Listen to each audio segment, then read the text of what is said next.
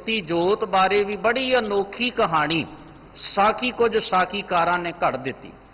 वो की सी, गुरदेव गुरु नानक साहब ज्योति जोत समाए, दो धर्मां वालियां दे विचकार झगड़ा हो गया। झगड़ा होया, कुछ हिंदू सन कुछ मुसलमान सन। हिंदू कहन लगे कि गुरदेव गुरु नानक साहब सच्चे पातशाह जी दे शरीर दा असी अपने धर्म दीयां रस्मां दे मुताबक संभाल करनी है। मुसलमान वीर कहन लगे कि असी गुरु नानक साहब जी दे शरीर दी अपने धर्म दीयां रस्मां दे मुताबक संभाल करनी है। फिर आख्या, गुरदेव सच्चे पातशाह महाराज जी का शरीर जदों देखिया तां चादर दे थल्ले कल्ले फुੱਲ ही सन। गुरदेव गुरु नानक साहब जी का शरीर किधरे अलोप हो चुकिया सी। ये साखी असा सुनी, असा शीश झुकाया गुरदेव जी की अजमत नूं, पर गुरु के प्यार वालिओ कदे ध्यान कीता ये साखी का भाव की निकलदा? ये साखी का मतलब ये निकलिया और ये विचों कुछ शंके भी खड़े हो गए। वो जरूरी हो ही जाने सन जिसने गुर इतिहास ते गुरमत नूं चंगी तरह समझिया है।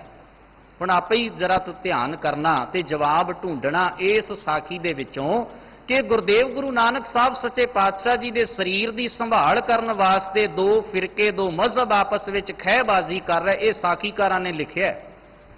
गुरु अंगद साहब सच्चे पातशाह जी कित्थे सन, जिन्हों गुरु नानक साहब ने अपनी जोत अपनी जुगत दे मालक वारस बनाया है और हुक्म किया है इसनूं मेरा रूप करके जानना। जिन्हां जन्म साखियां वालियां ने खुद ही ये बोल लिखे, बाबा ना मड़ी ना गोर गुर अंगद के ही ये माहे और सतसंगत मुंह बस बो करो। जन्म साखियां च लिखे है, पुरातन जन्म साखी दे विच गुरदेव गुरु नानक साहब सच्चे पातशाह जी ने हुक्म किया अपने सिखां नूं संगतां नूं, बाबा ना मड़ी विच है ना मैनू कबर विच लभ्यो, मैं किथे हां गुर अंगद के हीए माहे, मैं गुरु अंगद साहब दे हिरदे च वसदा और सत संगत मुंह बस बो करो। जिथे भी उपदेश दी विचार करोगे ना उथे मैं ही होवांगा। ध्यान देना, ये गुरु नानक साहब जी दे परथाए जन्म साखियां वालियां ने लिखिया कि बाबा ना मड़ी ना गोर, गोरदार ते कबर, गुर अंगद के हिए माहे और सत संगत मो बसबो करो। महाराज जी ने एक बार भाई मरदाना जी नूं टोहण वास्ते सतगुरां ने व्यंगात्मक गल की, कहण लगे मरदानिया सेवा बहुत की है। भाई मरदाना जीओ, जदों तुसी शरीर त्याग जाओ तो ये इच्छा तो नहीं कि किधरे साडी पक्की कबर बन जाए, लोग पूजा करन। इहो जिहे राजे बादशाह भी होए संसार च जिन्हां ने अपने जिउंदे जी अपने मकबरे बनवा लए सन कि जदों असीं मर जाइए तो साडूं इन्हां कबरां च दफन करना। बड़ी दूर दूर तो सोहना संग मरमर पत्थर लिया के बड़ी मीनाकारी करवा के बड़े उगे उगे मिस्त्री ला के और वड्डे वड्डे मकबरे बनवाए कि किधर ये ना होवे कि साडे चले जाण तो बाद सानू एवें ही किसी कच्ची मिट्टी च सुट दिता जाए। साडी याद कायम रहनी चाहिदी है कि इत्थे फलाने बादशाह की कबर है, मकबर है। खैर ये भी लालसा है वडियाई दी, भुख हुंदी है वडियाई दी। गुरदेव जी बाणी दे विच आखदे हन, इक्को ही चीज़ है संसार च जो सत है, नाम रहियो साधु रहियो रहियो गुर गोबिंद। सदीवी कौन है? महाराज कहते निश्चल एक खुदाए, एक करता ही सदीवी है भाई, इको करता ही सदीवी है। गुरदेव गुरु नानक साहब जी ने आख्या, भाई मरदाना जी ये इच्छा तो नहीं। तो भाई मरदाना जी मुस्कुरा पे कहने लगे, सतगुरु जीओ इस शरीर नूं पक्कियां कबरां ते मड़ियां च रखण नाल की हो जाएगा, इहदे नाल की फर्क पै जाएगा, आखिर तो इस मिट्टी होना है ना। गुरमत का कितना उगा बचन है। कबीर साहब कहते शरीर की पाया की है, जब जरिए तब होए भस्म तन रहे किरम दल खाई। जे इसनूं साड़ दिता जाए तो स्वाद ही मुठ है, जे हजूर कहते इसनूं कबर च पा दिता जाए तो चंद कीड़ियां की खुराक है। जब जरिए तब होए भस्म तन रहे किरम दल खाई, काची गागर नीर परत है या तन किए है बड़ा। तन तो यही है ना, तन का अर्थ है पांच तत्त को तन रचियो। खैर ये साखी जोड़न वालियां ने यह गल भुला दी, गुरु अंगद साहब नूं नज़रअंदाज ही कर दिता। सारी साखी च गुरु अंगद साहब का जिक्र नहीं। ਸਾਰੀ ਸਾਖੀ ਚ ਗੁਰੂ ਨਾਨਕ ਸਾਹਿਬ ਦੇ ਚਲਾਏ ਹੋਏ ਨਿਰਮਲ ਪੰਥ ਦੇ ਪਾਂਧੀਆਂ ਦਾ, ਸਿੱਖਾਂ ਦਾ ਕਿਧਰੇ ਜ਼ਿਕਰ ਨਹੀਂ। ਸਾਰੀ ਸਾਖੀ ਦੇ ਵਿੱਚ ਗੁਰੂ ਨਾਨਕ ਸਾਹਿਬ ਜੀ ਦੇ ਘਰੇਲੂ ਪਰਿਵਾਰਕ ਵਾਰਸ, ਉਹਨਾਂ ਦੇ ਪੁੱਤਰਾਂ ਦਾ, ਪਰਿਵਾਰ ਦਾ ਕਿਧਰੇ ਜ਼ਿਕਰ ਹੀ ਨਹੀਂ ਆਇਆ। ਹੁਣ ਹੈਰਾਨੀ ਨਹੀਂ ਹੁੰਦੀ ਇਸ ਗੱਲ ਦੇ ਉੱਤੇ।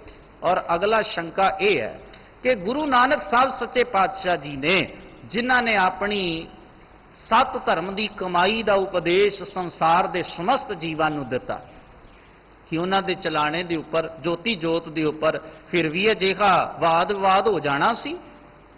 ਗੁਰੂ ਸਾਹਿਬ ਤਾਂ ਐਸੀ ਕਮਾਈ ਕਰ ਗਏ ਸਨ, ਜਿਨ੍ਹਾਂ ਨੂੰ ਸਿੱਧਾ ਨੇ ਸੀਸ ਨਵਾਇਆ ਤੇ ਆਖਿਆ, ਸਿੱਧ ਬੋਲਣ ਸ਼ੁਭ ਬਚਨ, ਧੰਨ ਨਾਨਕ ਤੇਰੀ ਵੱਡੀ ਕਮਾਈ। ਗੁਰਦੇਵ ਗੁਰੂ ਨਾਨਕ ਸਾਹਿਬ ਨਿਰਮਲ ਪੰਥ ਦੀ ਨੀਂਹ ਰੱਖ ਗਏ ਸਨ। ਗੁਰਦੇਵ ਪਾਤਸ਼ਾਹ ਜੀ ਨੇ ਮਾਰਿਆ ਸਿੱਕਾ ਜਗਤ ਵਿੱਚ, ਨਾਨਕ ਨਿਰਮਲ ਪੰਥ ਚਲਾਇਆ। ਗੁਰੂ ਪਾਤਸ਼ਾਹ ਜੀ ਦੇ ਸਿੱਖ ਮੌਜੂਦ ਸਨ। ਗੁਰੂ ਨਾਨਕ ਸਾਹਿਬ ਦੀ ਜੋਤ ਜੁਗਤ ਦੇ ਮਾਲਕ ਵਾਰਸ ਗੁਰੂ ਅੰਗਦ ਸਾਹਿਬ ਸੱਚੇ ਪਾਤਸ਼ਾਹ ਮਹਾਰਾਜ ਰਹਿਨੁਮਾਈ ਕਰ ਰਹੇ ਸਨ, ਜਿਨ੍ਹਾਂ ਨੂੰ ਆਪ ਸ਼ਹਿ ਟਿੱਕਾ ਦੇ ਤੋਸ ਜੀਮਦਾ ਮਹਾਰਾਜ ਜੀ ਨੇ ਆਪ ਸਲਾਮਤ ਹੁੰਦਿਆਂ ਨਮਸਕਾਰ ਕੀਤੀ ਹੈ, ਜਿਨ੍ਹਾਂ ਨੂੰ ਆਪਣੀ ਪਦ ਪਦਵੀ ਬਖਸ਼ਿਸ਼ ਕੀਤੀ ਹੈ, ਜ਼ਿੰਮੇਵਾਰੀਆਂ ਰਹਿਨੁਮਾਈਆਂ ਦੀ ਦਾਤ ਬਖਸ਼ੀ ਹੈ, ਉਹ ਆਪ ਮੌਜੂਦ ਨੇ, ਜਿਨ੍ਹਾਂ ਦੇ ਇੱਕ ਹੁਕਮ ਦੇ ਉੱਤੇ ਸਿੱਖਾਂ ਨੇ ਗੁਰਦੇਵ ਜੀ ਦੇ ਹੁਕਮ ਨੂੰ ਪੂਰਿਆਂ ਕਰਨਾ ਹੈ। ਸਤਿਗੁਰੂ ਜੀ ਆਪ ਮੌਜੂਦ ਨੇ, ਗੁਰੂ ਕੇ ਨਿਰਮਲ ਪੰਥ ਦੇ ਪਾਂਧੀ ਮੌਜੂਦ ਨੇ। ਤੋਂ ਵਿਵਾਦ ਦਾ ਅਰਥ ਮਤਲਬ ਭਾਈ ਕੀ ਨਿਕਲਿਆ? ਇਹੋ ਜਿਹੀਆਂ ਸਾਖੀਆਂ ਨੂੰ ਆਧਾਰ ਬਣਾ ਕੇ, ਹੋ ਸਕਦਾ ਇਸ ਕਰਕੇ ਇਹ ਸਾਖੀ ਬਣਾਈ ਗਈ ਹੋਵੇ, ਇਹ ਦੱਸਣ ਵਾਸਤੇ ਕਿ ਗੁਰੂ ਨਾਨਕ ਸਾਹਿਬ ਸੱਚੇ ਪਾਤਸ਼ਾਹ ਦਾ ਸਤਿਕਾਰ ਬਾਕੀ ਮਜ਼ਹਬਾਂ ਦੇ ਲੋਕ ਵੀ ਕਰਦੇ ਸਨ, ਇਸ ਵਿੱਚ ਕੋਈ ਸ਼ੱਕ ਨਹੀਂ। ਮੈਂ ਕੱਲ ਵੀ ਇੱਕ ਜ਼ਿਕਰ ਕੀਤਾ ਸੀ, ਗੰਗ ਬਨਾਰਸ ਹਿੰਦੂਆਂ ਮੁਸਲਮਾਨਾਂ ਮੱਕਾ ਕਾਬਾ, ਘਰ ਘਰ ਬਾਬਾ ਗਾਵੀਏ, ਵੱਜਣ ਤਾਲ ਮਿਰਦੰਗ ਰਬਾਬਾ। ਔਰ ਅਖੀਰ ਦੇ ਉੱਤੇ ਭਾਈ ਗੁਰਦਾਸ ਜੀ ਨੇ ਲਿਖਿਆ, ਜ਼ਾਹਰ ਪੀਰ ਜਗਤ ਗੁਰ ਬਾਬਾ। ਜਗਤ ਗੁਰ ਬਾਬਾ ਇਸ ਕਰਕੇ ਲਿਖਿਆ ਕਿ ਗੁਰੂ ਸਾਹਿਬ ਦਾ ਉਪਦੇਸ਼ ਸਭਨਾਂ ਨੂੰ ਕਲਾਵੇ ਚ ਲੈਂਦਾ, ਪਿਆਰ ਕਰਦਾ, ਸਭੇ ਸਾਂਝੀਵਾਲ ਸਦਾਇਨ ਦਾ ਉਪਦੇਸ਼ ਹੈ ਗੁਰੂ ਨਾਨਕ ਸਾਹਿਬ ਦਾ। ਮਜ਼ਹਬਾਂ ਦੀਆਂ ਬੰਦਸ਼ਾਂ ਤੋਂ ਉੱਪਰ ਉੱਠ ਕੇ ਮੇਰੇ ਹਜ਼ੂਰ ਨੇ ਹਰ ਇੱਕ ਮਨੁੱਖ ਨੂੰ ਬਣਦਾ ਮਾਣ ਸਤਿਕਾਰ ਪਿਆਰ ਦਿੱਤਾ ਹੈ। ਇੱਕ ਅੱਲਾ, ਇੱਕ ਖੁਦਾ ਦੀ, ਇੱਕ ਭਗਵਾਨ ਦੀ, ਇੱਕ ਬ੍ਰਹਮ ਦੀ ਬਾਤ ਪਾਈ ਹੈ ਸੰਸਾਰ ਦੇ ਸਾਹਮਣੇ, ਔਰ ਸਭ ਬੰਦਸ਼ਾਂ ਮੇਟ ਛੱਡੀਆਂ ਨੇ ਸਤਿਗੁਰਾਂ ਨੇ। ਇਹ ਗੁਰੂ ਨਾਨਕ ਸਾਹਿਬ ਜੀ ਦੀ ਵਡਿਆਈ ਹੈ, ਇਹ ਗੁਰੂ ਨਾਨਕ ਸਾਹਿਬ ਜੀ ਦਾ ਵਡੱਪਣ ਹੈ। ਪਰ ਖਿਆਲ ਕਰਨਾ, ਇਸ ਸਾਖੀ ਦਾ ਉਲਟਾ ਅਸਰ ਇਹ ਪਿਆ ਕਿ ਇਸ ਸਾਖੀ ਨੂੰ ਆਧਾਰ ਬਣਾ ਕੇ, ਬੇਸ ਬਣਾ ਕੇ ਕੁਝ ਲੋਕਾਂ ਨੇ ਭਰਮ ਪਾ ਦਿੱਤਾ ਕਿ ਦੇਖੋ ਗੁਰੂ ਸਾਹਿਬ ਨੇ ਤਾਂ ਕੋਈ ਵੱਖਰਾ ਰਸਤਾ, ਭਾਵ ਉਹਨਾਂ ਦੇ ਉਪਦੇਸ਼ ਦੀ ਕੋਈ ਵੱਖਰੀ ਗੱਲ ਨਹੀਂ ਹੋਈ, ਇਸ ਕਰਕੇ ਭਾਈ ਤੁਸੀਂ ਸਾਡੇ ਮਜ਼ਹਬ ਵਾਲੇ ਹੀ ਹੋ। ਕੋਈ ਆਖਦਾ ਤੁਸੀਂ ਮੁਸਲਮਾਨਾਂ ਦਾ ਹੀ ਫਿਰਕਾ ਹੋ, ਕੋਈ ਆਖਦਾ ਤੁਸੀਂ ਹਿੰਦੂ ਧਰਮ ਦਾ ਹੀ ਫਿਰਕਾ ਹੋ। ਸਾਖੀਕਾਰ ਦੀ ਮਾਮੂਲੀ ਜਿਹੀ ਲਿਖਣ ਗਲਤੀ ਨੇ ਏਡਾ ਵੱਡਾ ਭਰਮ, ਏਡਾ ਵੱਡਾ ਭੁਲੇਖਾ ਖੜਾ ਕਰ ਦਿੱਤਾ। ਖੈਰ ਮੈਂ ਤਾਂ ਇਤਨਾ ਹੀ ਕਹਾਂਗਾ ਕਿ ਅਜਿਹੇ ਬੰਦਿਆਂ ਨੂੰ ਹਮੇਸ਼ਾ ਮਾਨਸਿਕ ਇਲਾਜ ਦੀ ਜ਼ਰੂਰਤ ਹੈ, ਔਰ ਅਜਿਹਾ ਇਲਾਜ ਜਿਹੜਾ ਕਿਸੇ ਬਾਹਰੀ ਦਵਾਈ ਨਾਲ ਨਹੀਂ, ਸੁਚੱਜੇ ਗਿਆਨ ਨਾਲ ਹੀ ਹੋ ਸਕਦਾ ਹੈ। ਉਹ ਗੁਰੂ ਹੀ ਬਖਸ਼ਿਸ਼ ਕਰਦੇ ਨੇ। ਗੁਰੂ ਗ੍ਰੰਥ ਸਾਹਿਬ ਦੀ ਬਾਣੀ ਨੂੰ ਪੜੋ। ਨਾ ਹਮ ਹਿੰਦੂ ਨਾ ਮੁਸਲਮਾਨ, ਅੱਲਾ ਰਾਮ ਕੇ ਪਿੰਡ ਪਰਾਨ। ਹਜ਼ੂਰ ਦੀ ਬਾਣੀ ਕੀ ਆਖਦੀ ਹੈ? ਭਾਈ ਨਾ ਮੈਂ ਹਿੰਦੂ ਨਾ ਮੁਸਲਮਾਨ, ਮੈਂ ਤੇ ਅੱਲਾ ਦਾ ਬੰਦਾ, ਖੁਦਾ ਦਾ ਬੰਦਾ। ਗੁਰੂ ਗ੍ਰੰਥ ਸਾਹਿਬ ਦੀ ਬਾਣੀ ਨੂੰ ਪੜ੍ਹੀਏ। ਮਹਾਰਾਜ ਜੀ ਆਖਦੇ ਹਨ, ਕਬੀਰ ਸਾਹਿਬ ਦਾ ਬਚਨ, ਕਹਿੰਦੇ ਪੰਡਿਤ ਮੁੱਲਾ ਜੋ ਲਿਖ ਦਿਆ, ਛਾੜ ਚਲੇ ਹਮ ਕਸ਼ੂ ਨਾ ਲਿਆ। ਨਾ ਮੇਰਾ ਰਾਹ ਕਾਜ਼ੀ ਵਾਲਾ ਮੁੱਲਾ ਵਾਲਾ, ਨਾ ਮੇਰਾ ਰਸਤਾ ਪੰਡਿਤ ਵਾਲਾ। ਇਹ ਤਾਂ ਭਾਈ ਕਿਹੜਾ ਰਾਹ? ਕਵਕਟ ਘਾਟੀ ਰਾਮ ਕੀ ਤੇ ਚੜ ਰਹੇ ਹੋ ਕਬੀਰ, ਰੱਬ ਦਾ ਰਾਹ।